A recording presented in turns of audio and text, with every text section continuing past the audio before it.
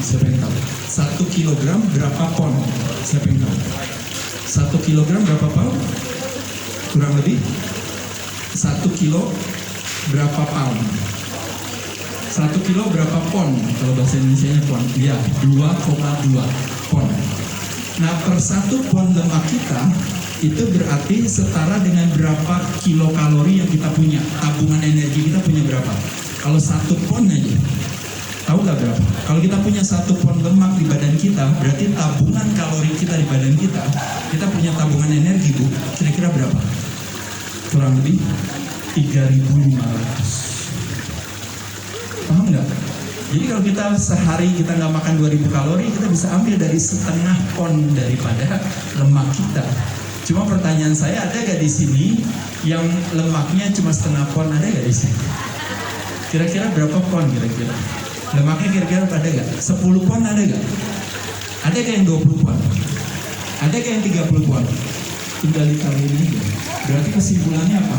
Kesimpulannya makanya kenapa manusia bisa hidup tanpa makan selama 3 minggu. Mau ngetes boleh, ya tes aja. 3 minggu nggak makan, nggak kenapa-napa. Tapi kalau nggak minum, kuatnya cuma berapa lama? 3 hari.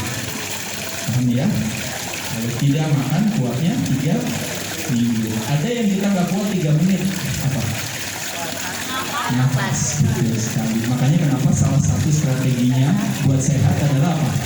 Mesti ngatur pola gerak, olahraga. Pola gerak mulut artinya pola makan. Satu lagi pola gerak nafas. Biasanya gerak nafas berhubungan sama gerakan pikiran. Ya, jadi alasan kenapa kita puasa, kita berharap kita gara-gara nggak dapat pemasukan, akhirnya badan bilang dia punya kecerdasan sendiri, dia bilang saya akan pakai lemak sebagai sumber tenaga. Paham ya? Jadi ketika kemarin di musim infeksi, sebagian daripada karyawan di Rai Fitness dipulangkan, dirumahkan. Karena kebetulan waktu itu kita semua susah, pemasukannya ini juga nggak ada semua ya. Bahkan ada istilah yang dikatakan bahwa fitnah lebih kejam daripada fitness. Nah itu yang terjadi pada saat itu ya. Jadi ketika fitness itu difitnah, itu dianggap sebagai tempat penyebaran. Apa bedanya fitnah sama fitness? Kalau fitnah itu apa? Kejam. Kalau fitness kejam. Ya. Jadi intermezzo. Ya, jadi teman-teman sekalian, jadi sekali lagi alasan kenapa kita berpuasa pada saat itu adalah seperti ibarat karyawan Rai Fitness dirumahkan, dia tidak digaji, akhirnya nggak punya pemasukan. Hidupnya dari mana? Dari tabungan. Tapi kebetulan dulu tabungannya juga nggak ada, Dik ya. Jadi makanya teler gitu. Makanya jadi kita nggak boleh puasa dalam hal pemasukan ya. Tapi kebetulan dalam hal tabungan energi yang berupa lemak, kira-kira kita kaya nggak teman-teman? Karena 1 pound 3.500 kilokalorinya. Berarti teman-teman yang punya udah pernah ngetes di atas ya, nanti yang belum teman-teman di sini boleh ngetes ya di atas. Nanti bisa lihat Mas Adit, saya lemaknya 25%, berarti berapa kilo tuh ya. Benar kan? Begitu udah tahu berapa kilo, udah tinggalkan kali 22,2, habis itu kaliin berapa lagi? Kali 3.500. Nah nanti ketemu tabungannya berapa. Nah begitu ketemu tabungannya berapa, jangan kecil hati kalau hari ini gak makan. Paham ya? Karena apa? Karena badan bisa pakai itu sebagai energinya, itu salah satunya ya. Terlepas daripada ada sebagian yang medikasi, ada sebagian yang mungkin ada punya permasalahan kesehatan. Nah tentu memang puasa akhirnya menjadi bukan strategi yang tertepat ya. Tapi kita secara umum dulu. Nah jadi uniknya puasa juga buat orang tua nih, kayak teman-teman kita yang duduk di depan ini nih, kayaknya usianya kira-kira di atas 30 tahun nih semuanya ya. Nah betul ya. Ya di atas 30 tahun sama kita ya. Nah jadi ketika kita puasa, kita meng-create apa teman-teman sekalian? Kita meng-create stress by design. Jadi kalau puasa kita create stress by design artinya apa? Kita bikin seolah-olah kita jadi kelaparan, nggak makan. Tapi kelaparan tidak makan, tapi kita akan mendapatkan kepastian yaitu buka puasa. Makanya kenapa kita nggak takut puasa? Karena ada buka puasa itu yang disebut dengan yang namanya eustress. Eustress adalah stres yang sehat. Kalau stres yang tidak sehat namanya DIS stress. Yang disebut namanya distress. Biasanya stres secara emosional, takut, cemas, punya rasa bersalah, trauma ini itu dan sebagainya ya. Jadi akhirnya itu jadi bahaya jadinya. Kalau ini enggak. Nah uniknya ketika kita meng-create satu stress by design, badan memproduksi berbagai hormon yang membantu kita untuk mengatasi permasalahan itu. Salah satunya adalah human growth hormone, justru diproduksi secara alami karena apa? Karena dia jagain otot kita. Is a sparing muscle hormone, hormon yang men-spare, yang menjagain otot kita, terutama di 12-14 jam. Otomatis produksi of human growth hormone kita juga akan meningkat. BDNF, Derived Neurotrophic Factor, adalah is a miracle growth hormone untuk kepala kita, otak kita. Teman-teman percaya atau tidak, ketika puasa ternyata malah konsentrasinya malah jadi lebih tinggi, mental fokus kita jadi lebih bagus. Tahunya dari mana? Kalau kita puasa mental fokusnya lebih bagus, lebih tajam, justru kita malah lebih galak. Galaknya itu dalam arti positif, jadi lebih fokus. Kenapa? Karena saya pernah membuat satu analogi yang gampang sederhana. Ibu-ibu pernah ke Lembang? Saya rumahnya depan saya ada namanya Lembang Zoo. Ya, Lembang Zoo di Jalan Kolonel Masturi itu dekat rumah saya. Nah di Lembang Zoo ini kalau bapak-bapak ibu-ibu pernah ke Lembang Zoo, nah salah satu di sana ada wahana namanya macan, ya macan. Nah wahana itu kalau seandainya itu ada pintunya macannya, jadi dia ketutup. Nah sekali waktu kalau ibu-ibu bapak-bapak iseng ke sana, iseng aja gitu buka aja pintunya, ya biar supaya macannya bisa keluar. Nah pas macannya keluar melihat ibu lebih senang dilihatin sama macanan yang puasa atau macan yang baru habis makan, kira-kira. Pilih mana? Yang habis makan. Kenapa yang habis makan? Dia kenyang, jadi dia gak fokus mau makan kita ya. Kita lebih takut sama ya puasa gitu ya. Jadi puasa berarti kesimpulannya apa dari moral cerita ini Bu? Yaitu adalah dengan puasa kita lebih fokus. Diki gara-gara puasa dia jualan sellingnya jadi lebih tinggi lagi ya. Dia langsung teleponnya. Dan sekarang ramai banyak, bukan cuma member yang nggak member juga datang ya Diki lupa kasih dia. Lebih fokus ya Diki. Betul, mantap. Nah dari situlah makanya akhirnya terjadi salah satunya kalau orang tua, makanya kenapa pikun, karena apa itu tadi, karena kurang puasa sama kurang latihan beban. Nah pada saat itulah modal yang namanya otak kita jumlahnya kan kalau orang bilang miliaran. Nah masing-masing sel dengan sel lain itu memiliki yang namanya koneksi. Nah koneksi atau neural network tersebut itu disebut dengan yang namanya sinapsis. Nah itu yang sebenarnya cerminan gambaran daripada yang namanya kreativitas, kita rajin mau belajar ilmu baru, kita menggunakan logika, itu yang relate dengan yang namanya fungsi kognitif otak kita, membutuhkan yang namanya sinapsis. Dan sinapsis kita dapatkan dari apa? Dari puasa dan latihan beban. Paham ya teman-teman sekalian? Oke, sekarang nikmatnya puasa di bulan Ramadan. Apa kebaikannya daripada puasa di bulan Ramadan? Ini poin nomor 1 foldernya, yaitu adalah bagi semua yang kepengen turun berat badan, terutama yang ingin turunin kadar lemaknya. Puasa kenapa menjadi sesuatu yang tajam, menjadi sesuatu yang berfungsi, yang berhasil? Karena ketika kita puasa, gula darah kita tuh turun. Kenapa? Karena nggak makan. Ketika gula darahnya turun, berarti insulinnya hadir nggak? Nggak hadir, berarti insulinnya turun. Berarti kalau sampai insulinnya kebanyakan produksinya karena kebanyakan makan, maka otomatis sel sensitif tidak sensitif terhadap insulin, makanya resistensi insulin. Terjadi nggak? Tidak terjadi. Apa yang terjadi? Berat badan menjadi turun karena apa? Tabungan energinya terpakai. Dan terakhir, lemak di perut, kayak kita punya program nanti tanggal 6 Mei diumumin yang juaranya, belly fat freedom. Apa itu belly fat freedom? Artinya bukan fat freedomnya ya, nanti Mas Fikri diganti judulnya ya, jadi belly fat freedom. Karena kalau fat freedom nggak ada fatnya nanti kita bisa sakit ya, tapi kalau nggak ada belly fatnya bagus ya. Jadi belly fat freedom terjadi. Apalagi kebaikan daripada puasa ya teman-teman, kita lihat ini, lihat permasalahan daripada klaim BPJS Kesehatan. Nah ini semua nih di sini ya, semuanya bisa dikurangi. Kenapa bisa dikurangi trigliserida? Karena apa? Trigliserida adalah apa?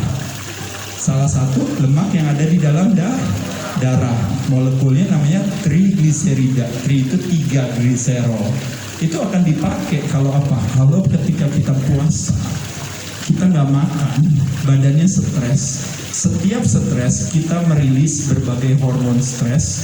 Itu yang disebut dengan namanya katekolamin. Ada hormon apa aja? Glukagon, ada human growth hormone, ada kortisol, ada neoadrenalin. Itu semua berkumpul mengaktifasi namanya hormon sensitivity fase kita yang akan membuat apa? Si trigliserida itu dipecah. Jadi tri, jadi di, jadi mono, jadi gliserol, jadi tenaga. Nah, jadi otomatis trigliserida turun. Inflamasi turun, kenapa? Karena kita nggak masukin makanan ke badan kita, sehingga apa? Kolesterol juga jadi normal. Kolesterol hadir karena apa? Karena dia adalah ambulansnya ketika ada kecelakaan, makanya kolesterol hadir datang.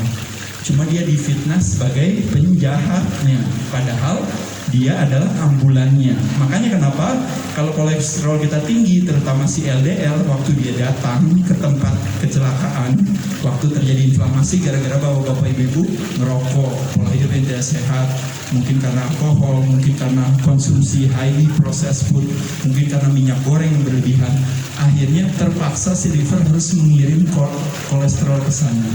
Setiap kali ada kecelakaan, saya lihat kenapa selalu ada ambulans. Setiap kali kecelakaan, kenapa selalu ada ambulans? Berarti kesimpulan apa Bapak Ibu? Penyebab dari kecelakaan adalah ambulans. Ya kan benar ya? Penyebab dari kecelakaan adalah ambulans. Oleh sebab itu apa yang saya lakukan? Saya akan bikin barikade supaya si ambulannya nggak lewat. Dengan ambulan nggak lewat berarti kan nggak ada ambulan banyak kan, oh berarti kolesterolnya normal gitu ya. Makanya siapa sih barikade itu? Statin drugs ya, Lipitor dan kawan-kawan yang bawa bapak ibu makan itu yang ada di tasnya masing-masing. Ya, salah paham di sana gitu ya. Jadi kita memfitnah si kolesterol. Saya sebagai salah satu sekjen Laskar Pembela Kolesterol, saya tersinggung. Jadi ini makanya saya kasih tahu ya. Lanjut lagi kita, apa kebaikan daripada puasa? Nah, ini yang jadi tantangannya Bapak-Bapak Ibu sekalian, yaitu adalah ketika resistensi insulin ternyata bukan cuma di mana teman-teman sekalian, bukan cuma di darah, tapi juga resistensi insulin akhirnya ke sistem syaraf. Makanya kenapa akhirnya permasalahan inilah terjadi sebagai the end stage of diabetes tipe 2. Salah satu daripada biaya terbesar negara punya itikat mulia memberikan biaya penggantian pengobatan kepada masyarakat yang melalui program jaminan kesehatan nasional. Biaya yang paling gede adalah biaya namanya hemodialisa. Apa itu hemodialisa? Cuci baju, cuci darah ya, bukan cuci baju ya. Nah, cuci darah itu satu kali cuci darah berapa harganya? Siapa yang tahu? Kurang lebih berapa juta? Kurang lebih 1,4 jutaan. Nggak tahu kalau udah naik ya sekarang ya, informasinya dulu. Nah, kalau kita punya masalah dengan kidney failure, gagal ginjal, kita cuci darah seminggu berapa kali? Minimal harus berapa kali? 2 kali. Berarti biayanya berapa tuh? Kurang lebih 3 juta per 1 minggu. Kira-kira berapa lama untuk bisa sembuh? Berapa lama? Kira-kira berapa lama cuci darahnya? Seumur hidup. Nah, jadi berapa biaya yang keluar? Begitu besar. Makanya di sini balik lagi, selain saya jadi sekjen Laskar Pembela Kolesterol dan Laskar Pembela Otot, saya juga mengajak teman-teman untuk kalau kita nggak pakai BPJS kita, gitu kartunya. Di satu sisi memang kita bilang saya udah nggak pernah dipakai. Apalagi dari teman-teman banyak yang seperti saya udah punya dari tahun 2014. Ya, sekarang udah hampir 9 tahun Bu nggak dipakai. Wah, berarti tiap bulan bayar terus kan? Itu uangnya kemana gitu kan? Jawabannya uangnya ke siapa? Ke yang membutuhkan. Justru program ini hanya terselenggara kalau apa? Kalau yang sehat, yang kuat, yang muda, yang mampu lebih banyak daripada yang lemah, yang sakit, yang tua, dan yang tidak mampu. Jadi jangan pernah kecil hati. Kelebihannya daripada program jaminan kesehatan nasional adalah bahwa hanya cukup dengan menjaga kesehatan kita sudah bersedekah. Setuju teman-teman? Tepuk tangan demi buat kita semua. Apalagi kebermanfaatan daripada puasa nih kita lihat nih. Ini tahu gak leptin artinya apa? Artinya kenyang. Grelin artinya apa? Lapar. Sering gak kita bilang sama diri kita, saya tidak mengenal rasa kenyang gitu ya. Jadi yang ada makan terus kok gak kenyang-kenyang gitu ya. Atau kita bilang, saya lapar kepengen makan. Padahal bukan badan yang kepengen makan, yang kepengen makan adalah matanya sama pikirannya. Nah karena apa? Karena tingkat sensitivitas kita terhadap si leptin rasa kenyang dan grelin rasa lapar kita rendah. Dengan berpuasa kita punya sensitivitas yang lebih baik. BDNF dan HGH adalah modalitas daripada sinapsis, teman-teman, bagus sekali. Dan tentunya teman-teman pernah dengar dulu di tahun 1968 ada namanya Profesor Christian de Duve. Di tahun 2016 ada namanya Profesor Kosumi Yoshinori mendapatkan hadiah Nobel di tema yang sama, yaitu adalah auto artinya sendiri, fagi artinya makan atau cleaning, makan diri sendiri. Siapa yang makan diri sendiri? Ketika kita berpuasa. Jadi semua sel yang ada di badan kita yang dikategorikan sebagai yang tidak diperlukan oleh tubuh, yang disebut dengan namanya terminologinya autofagosum, dimasukkan ke dalam sel kita yang berfungsi untuk mendaur ulang, terminologinya namanya lisosom. Nah di sanalah dijadikan sebagai material baru untuk akhirnya nanti bisa jadi free fatty acid atau jadi amino acid yang baru. Jadi ternyata ketika kita puasa lebih dari 18 jam memungkinkan kita bisa punya kemampuan melakukan yang namanya autofagi berdasarkan penelitian daripada Dr. Christian de Duve dan berdasarkan penelitian daripada Profesor Yoshinori. Nah, gimana siasatnya di bulan Ramadan kita bisa dapetin autofagi?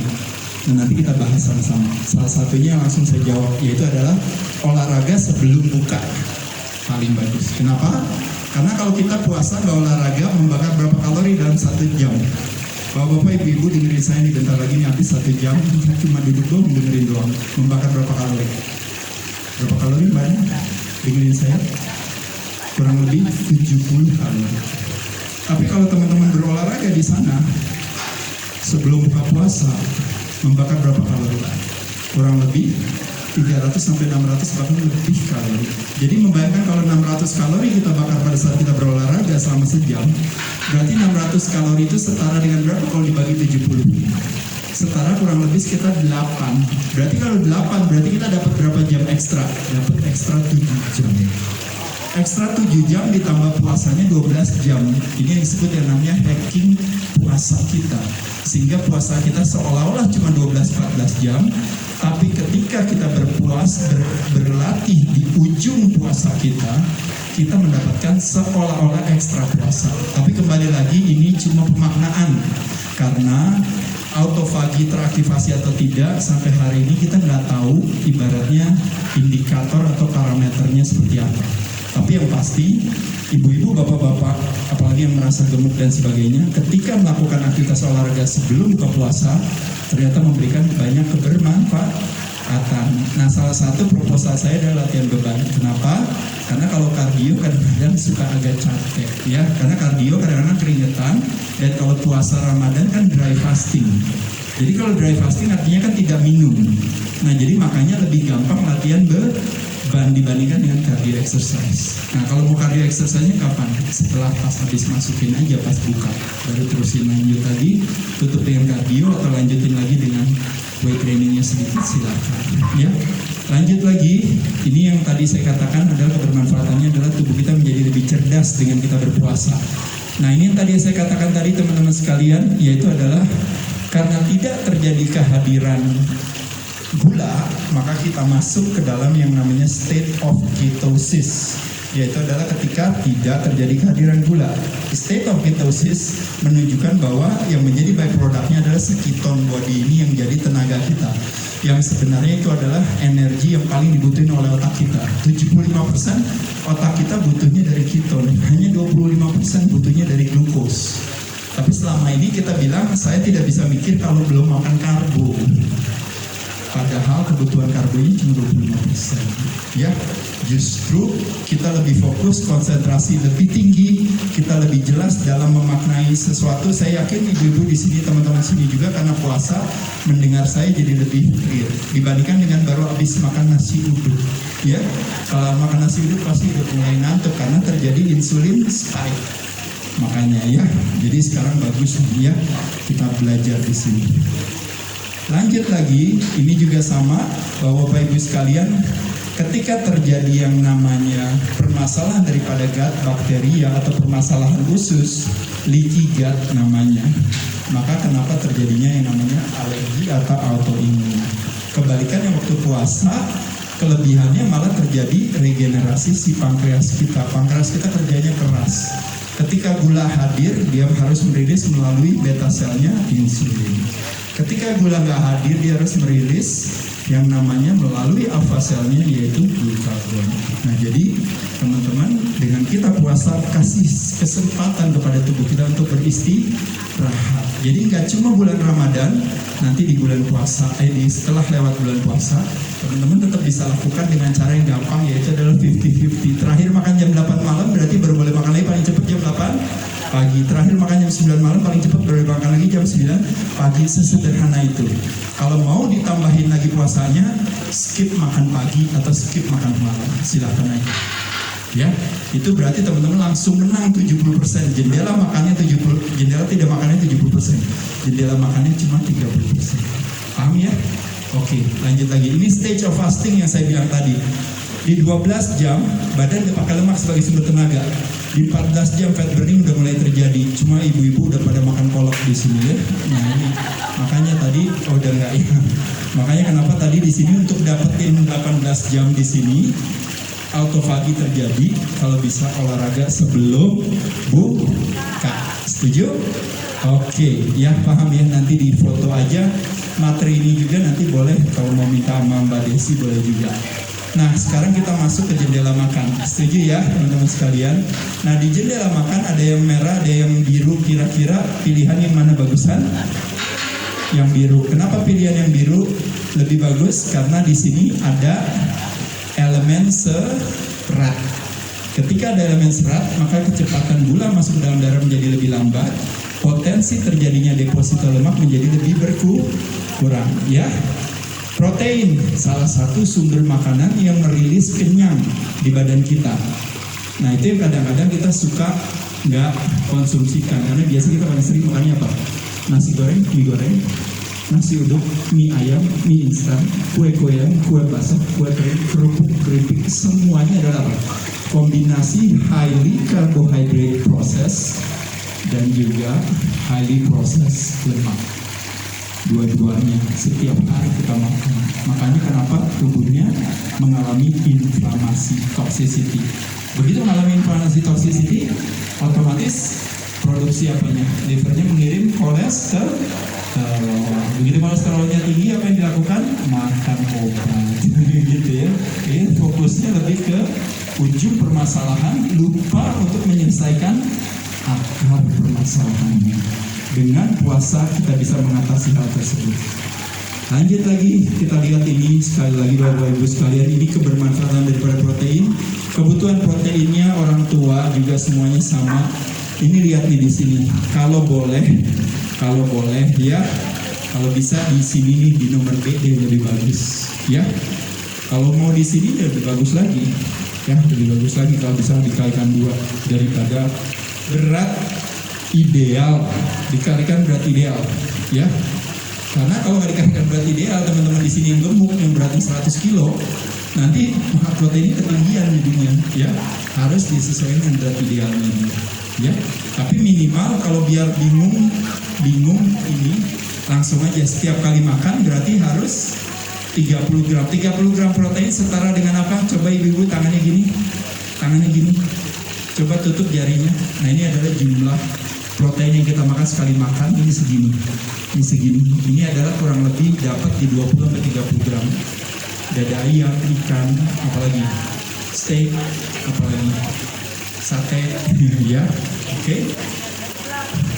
Baik, kalau makan sate jangan dimakan apanya? Tusuknya, betul ya. Jangan dimakan tusuknya ya. Baik. Oke, ini ada hewani dan nabati. Dua-duanya bagus, boleh divariasikan. Cuma tantangannya cuma satu. Di tempe dan tahu di nabati ini problemnya rasio yang namanya protein dan energi karbonnya agak tinggi, sehingga untuk bisa memenuhi pemenuhan jumlah protein dari hewani, maka kita ini harus makannya lebih banyak jadinya. Ya, cuma itu aja. Dan juga profil amino acid essentialnya sedikit lebih berkurang, gitu aja. Tapi sebagai variasi bagus gak? Bagus, ya. Tempe, tahu, apalagi di ini ya, karena itu makanannya juga fermentasi. Nah ini Bapak Ibu sekalian, kita lihat di sini, yang dijagain di sini aja nih. Nah, karena ini adalah apa? Proinflamasi, ya. Problemnya kenanya di sana. Makanya kenapa di Indonesia ketika terjadi kelangkaan minyak goreng menjadi sebuah musibah, tapi di sisi lain menjadi sebuah berkah karena kita bisa terhindar dari paparan racun, ya. Oke, lanjut lagi. Nah, ini lemak yang sehat. Kita lihat di sini, ini adalah fungsinya bagus banget. Lemak yang sehat dapatnya dari mana aja nih ya? Tuh kita lihat ini semua ya. Oh, avokado bagus. Mulai besok saya pesan namanya, yaitu apa Mbak? Kalau avokadonya suka, bagus. Avokado bagus nih. Ada kelapa juga bagus juga. Jadi mulai besok kita pesan apa? Es apa Mbak? Es oyen ya, kita pesan es oyen ya. Jadi yang salah sebenarnya bukan alpukatnya, bukan kelapanya, tapi yang salah adalah teman-temannya. Ya, siapa teman-temannya? Yaitu adalah condensed milk, susu kental manis campur apa? Campur sirup, campur gula, ya kena semua ya. Jadi bukan yang salah isinya, tapi yang salah teman-temannya. Juga teman-teman dari tim teler ya, si es teler maksudnya. Ya. Dark coklat bagus gak? Berarti paling minimal berapa persen? Pakai dark coklat, tapi dark coklatnya cuma berapa persen? Ya, selebihnya milk coklat. Berarti harus berapa persen minimal? 70%.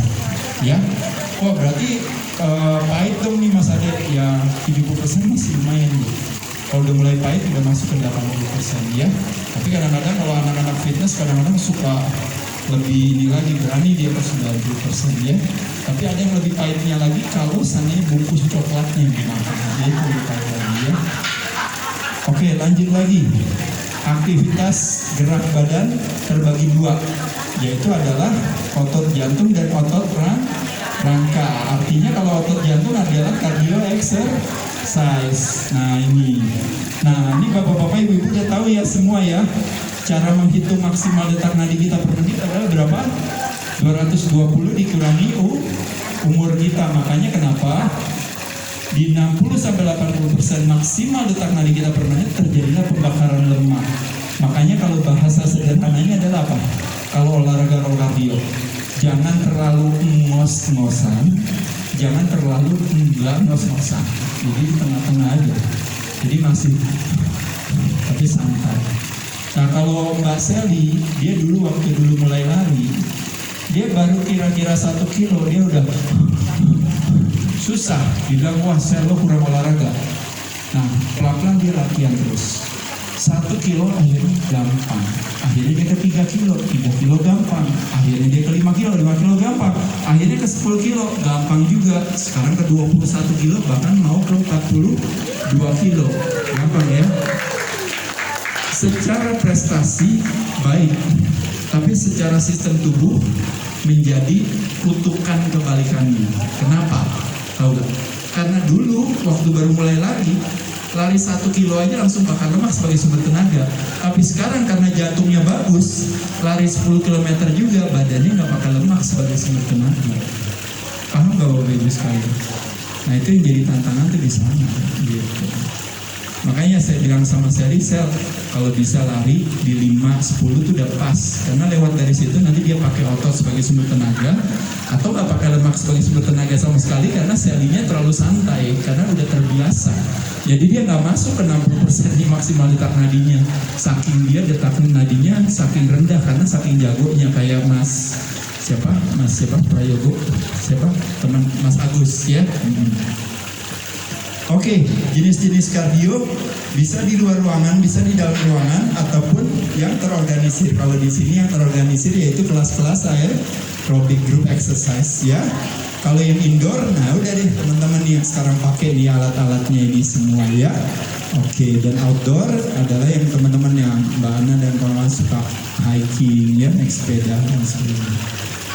Nah, latihan beban ini yang saya mau kasih tahu adalah salah satu jenis aktivitas olahraga yang paling sangat tidak diminati, tapi di sini bersyukur karena di sini anak fitness semua ya. Kalau saya bikin seminarnya di arisan ibu-ibu di RT, itu nggak ada yang latihan beban ya. Tapi kalau di sini semuanya pada latihan beban. Kenapa? Karena semuanya di sini mendapatkan pengetahuan tentang kebermanfaatan latihan beban. Satu, latihan beban adalah apa? Aktivitas yang membakar gula paling efektif dalam waktu yang paling singkat. Kenapa saya bilang paling singkat? Karena kalau ibu-ibu cuma punya waktu setengah jam olahraga, kalau kita latihan beban 15 menit, habis itu baru 15 menitnya kardio, apa yang terjadi teman-teman sekalian? 15 menit pertama kita latihan beban, gula darah kita ngedrop gak bu? Ngedrop gak? Ngedrop karena dia membakar gula paling efektif dalam waktu yang paling singkat. Jangankan saya suruh 15 menit, saya suruh semenit aja ibu plank, ibu langsung lemes gak? Lemes kenapa? Karena gulanya langsung ngedrop. Tapi kalau kita berlari, kira-kira selama 5 menit atau 1 menit, kira-kira kita ngos-ngosan nggak? Enggak, baru bisa ngos-ngosan kapan kalau kita lari? Butuh waktu berapa lama? Untuk bisa sampai minimal 60% daripada terjadinya pembakaran lemak tadi. Untuk bisa dapat di sini. Berapa lama? Setengah jam, cepat sekali. Problemnya ibu-ibu yang olahraga pagi hari, bukan ibu di sini, tapi ibu-ibu yang di luar sana, olahraga setengah jam tiap hari, tapi nggak turun berat badannya karena apa? Karena ketika setengah jam udah lewat, pada saat dimana gulanya udah ngedrop dan badannya akan pakai lemak sebagai sumber tenaga, dia sudah ada di bubur ayam. Paham ya? Nah itu adalah salah satu alasan kenapa makanya tidak terjadi improvement kemajuan yang didapatkan. Tapi ibu-ibu di sini udah ngerti semua. Dia latihan beban aja, dia pilih aja 1 alat, 2 alat, 3 alat. 10 kali dia pindah. Dia pindah lagi ke sini. Lalu dia kardio, jalannya aja santai, langsung bakar lemak. Kenapa gitu? Jadi setengah jam kita jadi lebih optimal gara-gara kita paham tentang namanya bakar gula paling penting. Afterburn effect-nya lebih tinggi pada saat kita latihan beban. Kenapa coba? Karena waktu latihan beban terjadi yang namanya lacking of oxygen. Jadi pada kelar latihan beban, kebutuhan kita untuk menghirup oksigen menjadi lebih tinggi. Itu yang disebut terjadinya makanya namanya fat oxidation. Jadi pembakaran kalori dalam hal ini lemaknya akan lebih optimal. Berapa lama orang habis latihan beban mendapatkan kebermanfaatan daripada metabolisme tubuh yang menjadi lebih meningkat? 24 jam. Makanya kenapa setelah lewat 24 jam udah ketemu besi lagi. Setiap 24 jam udah ketemu besi lagi. Itu yang saya lakukan sejak tahun 1984 sampai hari ini. Paham ya teman-teman sekarang? Saya perlu tepuk tangan. Ibu-ibu juga sama. Sejak tahun 1984 saya setiap pagi